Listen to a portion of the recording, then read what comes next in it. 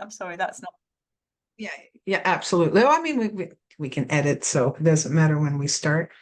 But I guess an introduction again, or at Well, least a salutation. Hey, I like your glasses. do you like them?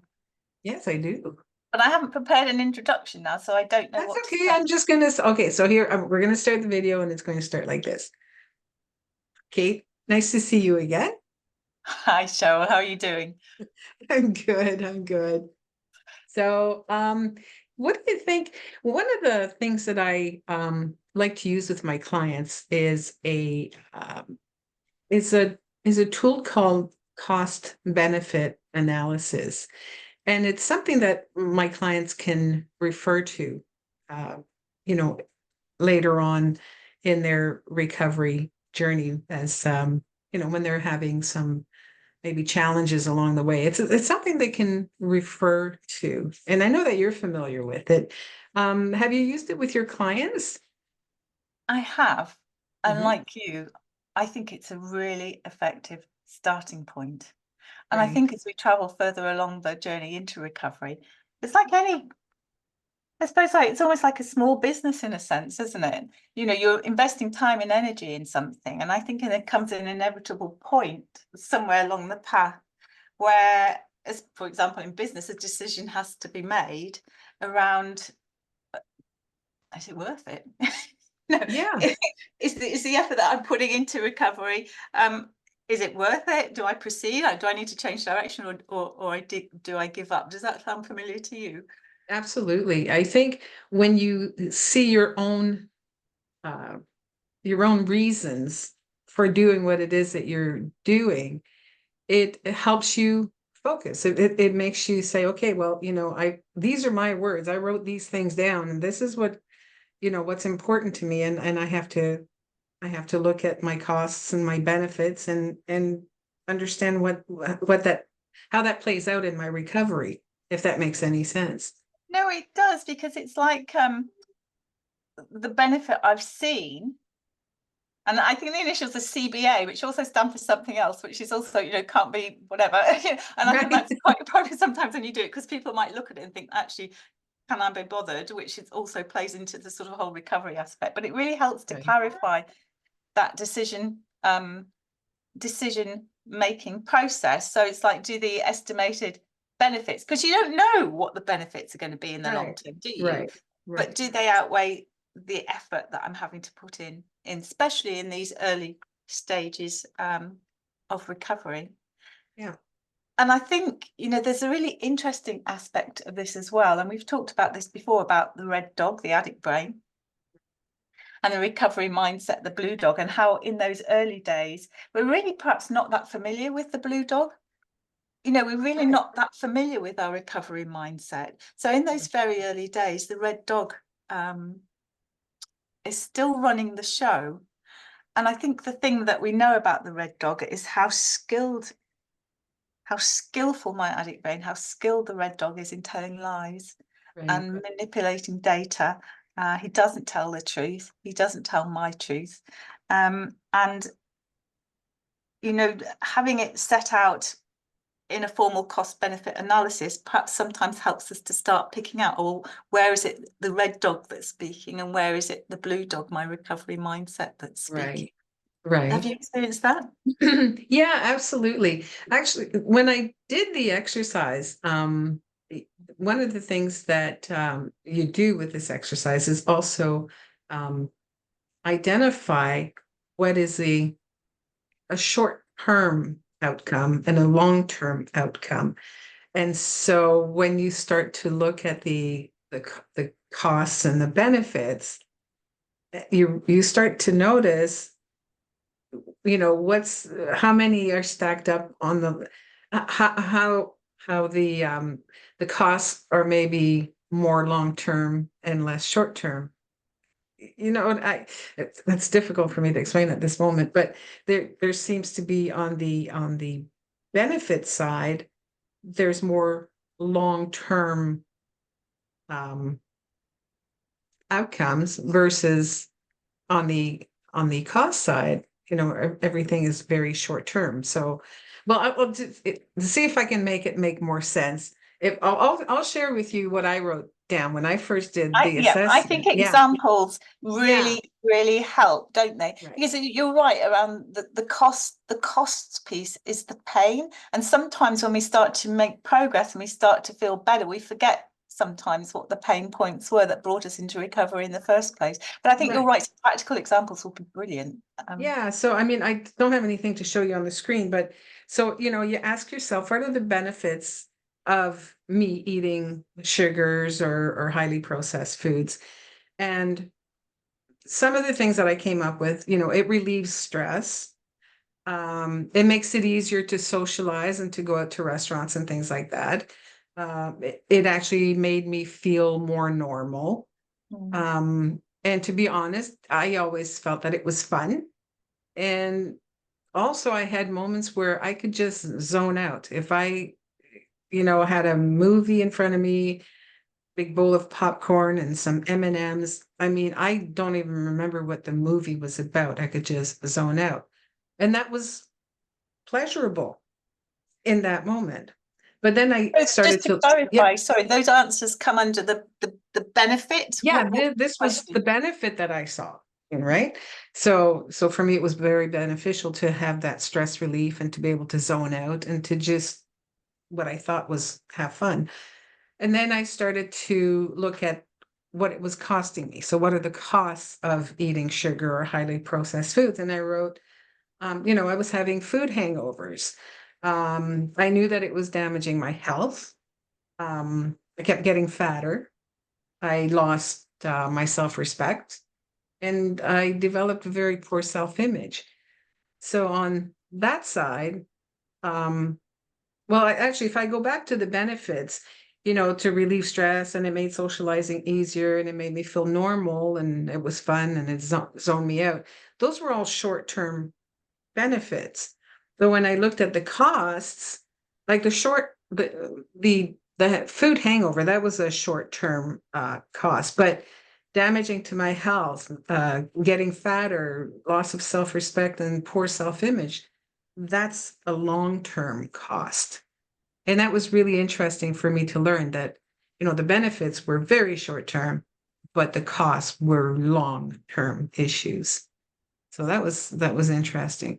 The Then I did the benefits of not eating sugar or highly processed foods. And the benefits of not behaving that way were um, I wrote down health improvements. That's long term. Hmm. More self-esteem, that's long term. I lost weight and I had more energy. So those were long-term things that were happening, long-term benefits. And then I looked at the costs of not eating sugar and highly processed foods. And the cost was like, boredom, cravings. Cravings was a cost. No relief from stress, where I didn't know what to do with myself. And I had to learn how to cope with life in a different way than, than turning to food. But all of those were short-term issues. It's not something that lingers. It resolves very, very quickly. So it's anyways, I kept it all this time and I turn to it from time to time. I mean, not so much now because I'm well along the path, but But it's a powerful reminder, and I think that's what's so beneficial about in these early days of recovery, recording as much of this data as we possibly can, and then we look back on it, and you can actually see you remember the pain, and you remember why you've opted for this this direction of travel. Because I think, and I've just said this, I know, and at the risk of repeating myself, but I think it's key in those early stages. The red dog is really driving the bus. My addict brain, who knows me so well, is telling me what to do for its own end, for its own benefit.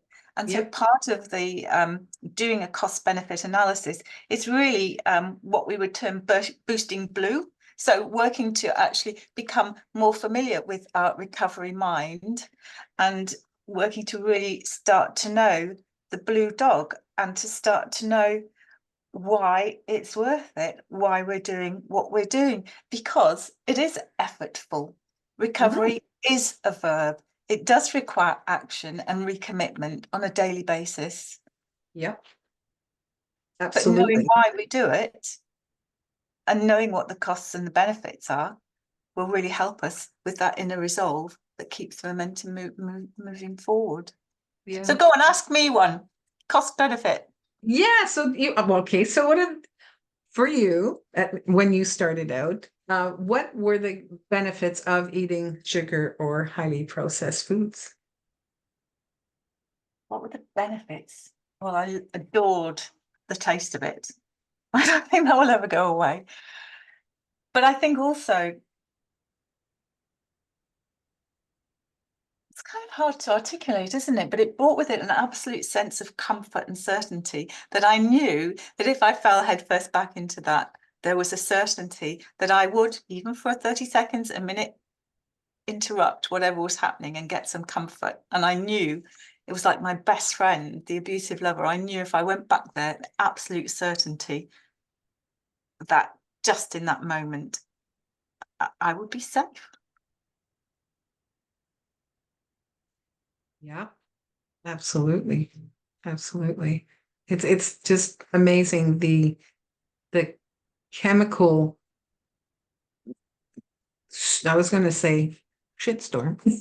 You can say that. Okay. It's between friends. Chemical shitstorm that happens in your brain when you eat this stuff.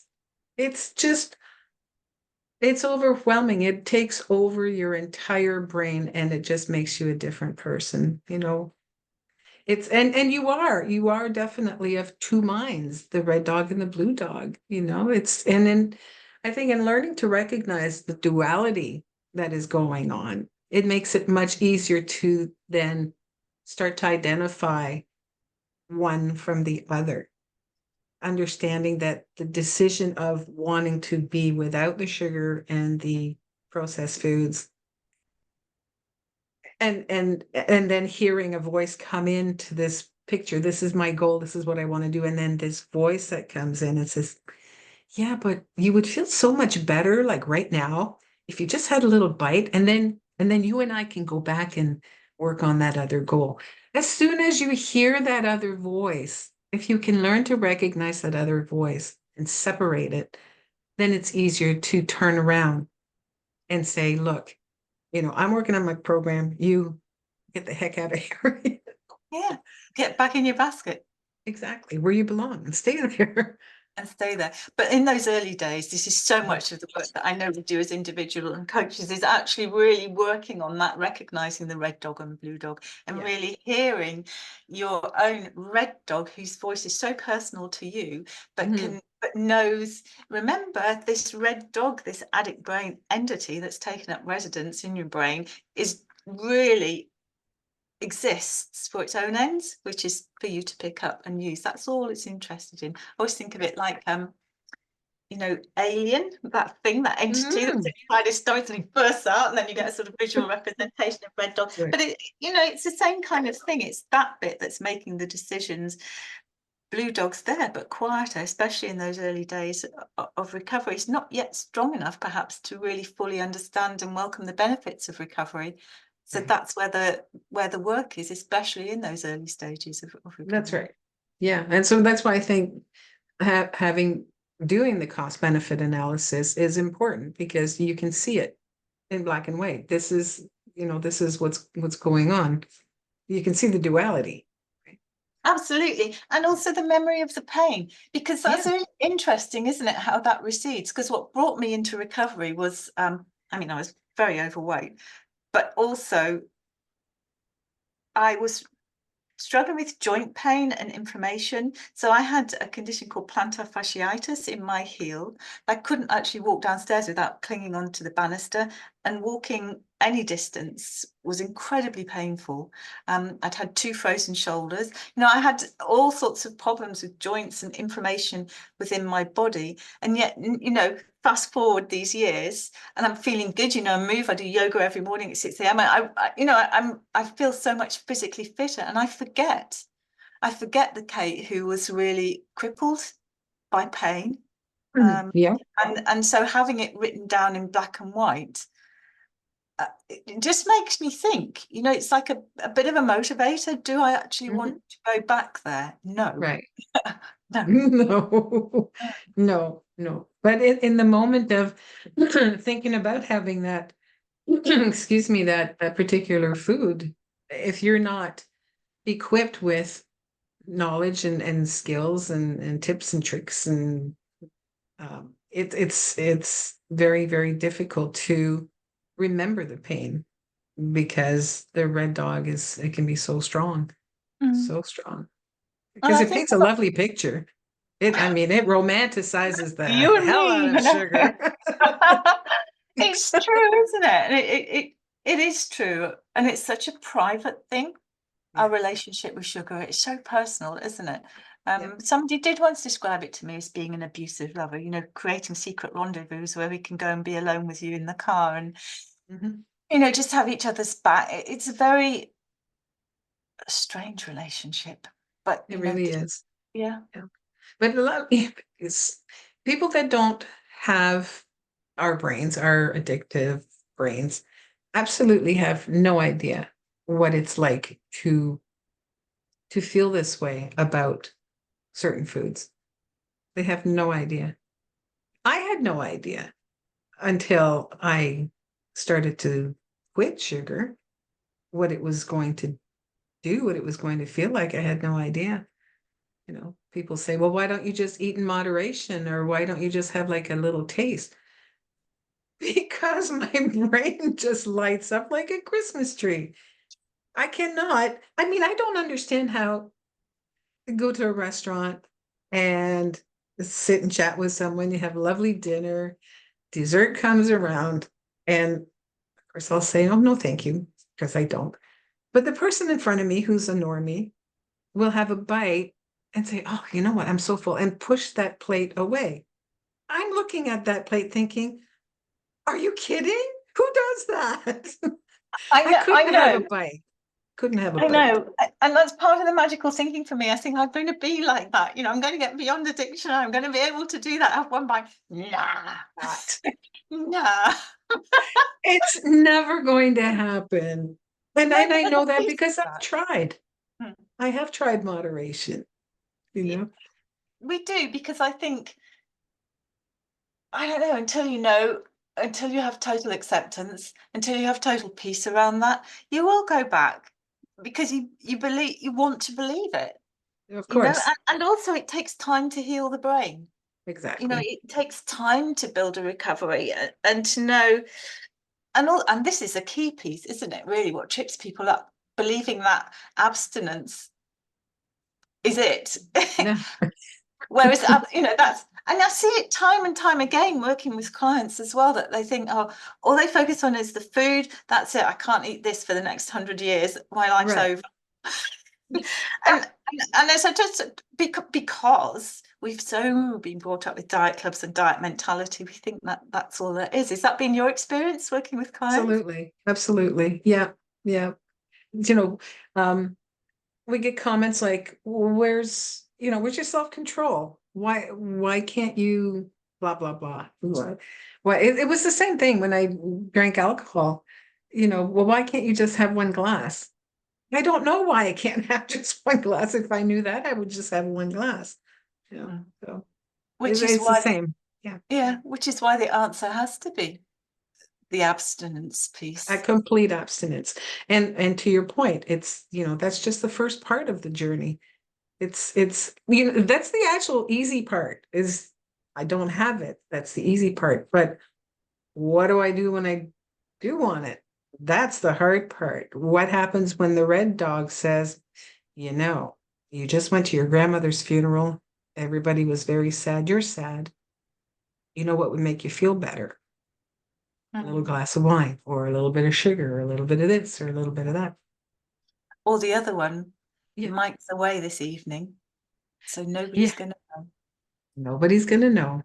And Yeah. that hiding, lying, and sneaking piece that is so central, really, to this addiction thing, really starts to kick back down. And I know, if I start having those thoughts and all the rest of it, that's my disease coming up live and coming active again. And those are the time that I need to turn to other people to tell them what's going on, and just to be really honest. you know, which I guess again is the benefit of being in a group or working one-to-one with a coach or something. Just knowing that there's a contact point, that if you're sinking back down there, somebody's there for you, going to listen Right. to you and help interrupt the disease or the disease pattern Right. that's flowing through. Yeah, because it is very hard to do by yourself. It is very difficult. There are, especially with food, because it's such a loving thing to offer someone. It's such a part of our entertainment, such a big part of our culture. And you're offered food the minute you walk into someone's house. You came by just to say hello, and suddenly there's coffee and cookies and everything is on the table, and it's just, or worse, they're expecting you. And I made this just for you. Well, I don't eat that. So what do you do? Well, you need to learn some skills about dealing Exactly. with those things. And a coach or working in a group gives Yeah, you, because helps you role find those playing, skills. getting a chance to practice in a group with Right. people who really Right. understand is a very powerful way. So that you have the words because you've experienced it and you've role played and you've acted out what to happen in that scenario. Gives us It really helps us feel empowered Mhm. uh, when we're faced with those choices. And goodness me, this is perhaps what makes this disease so complicated, especially in those early months, is that we're having to make these food choices over and over and over again because we have to eat on a daily basis. That's right. So, at least 3 points during the day, we're confronted with decisions we have to make. But Mhm. then it's complicated by stepping outside, seeing the golden arches, having to make a decision around that, looking up That's at the right. billboard, seeing it on the TV. For goodness sake, you watch a TV show in the UK and it's all sponsored by whatever, not my food Yep. thing. So it flashes up on Yep. screen all the time.